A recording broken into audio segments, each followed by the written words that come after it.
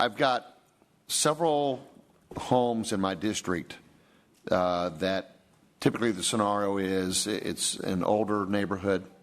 A lot of the homes have actually been paid off, so there's no mortgage. The owners of the homes are elderly and pass away without any heirs or a will, and these homes go without taxes being collected 5, 10, 15 years.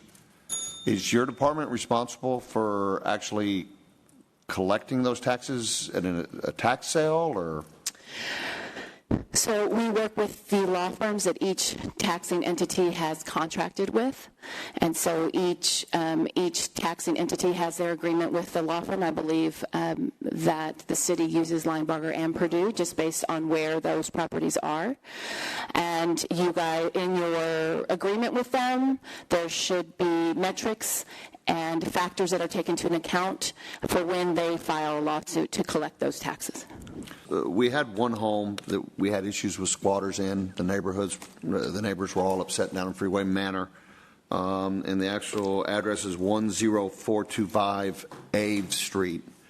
When we first brought to our attention as a problem, we went and checked into it, and we found out it was on the tax sale. And so we go, great, this is going to be taken care of. The tax sale comes up, and I think the day before, that sale was pulled. Correct. I believe we spoke to somebody at your office that told us the reason for it was that the county judge had a directive during COVID to avoid selling homes at tax sales. So we said, hey, there's nobody living here. There's no concern with the tenant. There's no landlord. There's no tenants. There's squatters.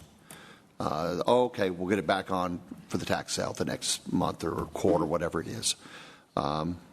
Day before, pulled again. And, I've got these constituents screaming about these squatters, and I'm telling them, oh, it's going to be sold, going to be sold. And then the rug's jerked out from underneath of us and not. Now, we're currently going to the school district now, saying, hey, if the county won't do this, maybe we can get the school district to do it. I've got, in that home, the taxes have not been paid on that home at least for 25 years. We don't have records beyond that, but at a minimum, they have not been paid for 25 years. I've got another home, 13115 Conklin Lane. No taxes have been paid since 2004. How do we go about getting these homes sold? I've got another one on on Hines Street that took a ton of HPD resources, constable resources. This was an absolute disaster what these squatters were doing. Department of Neighborhoods, the whole bit. Still on the tax rolls, even though we've gotten the squatters out and have stopped the hemorrhaging, but yet they're not getting sold on the tax rolls. So we're expending resources. We're not collecting the taxes. I mean, it's like a 14-point turnaround going the opposite direction. So I'll address that. There is an interlocal agreement that the tax office doesn't control between the county and the city and the school district.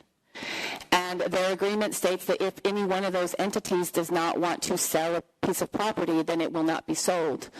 If the inspectors, there are inspectors that go out to each of these properties, if they believe somebody is living there, they will not sell it.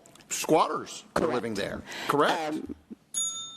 I have addressed, I am working towards, so I'm not sure what agreement and how you engage your counsel for identifying properties and how quickly this body wants them to file a lawsuit to collect. So when you're looking at those that are up to 20 years delinquent, those are your delinquent attorneys and the agreement that you have with them on what factors they need to look at to file suit.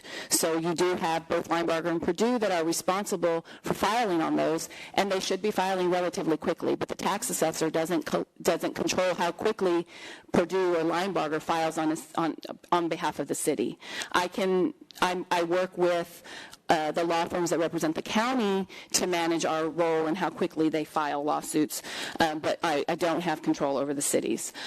Although I'm happy to also, in the same meeting, also manage for the city, I'm happy to talk about those accounts as well.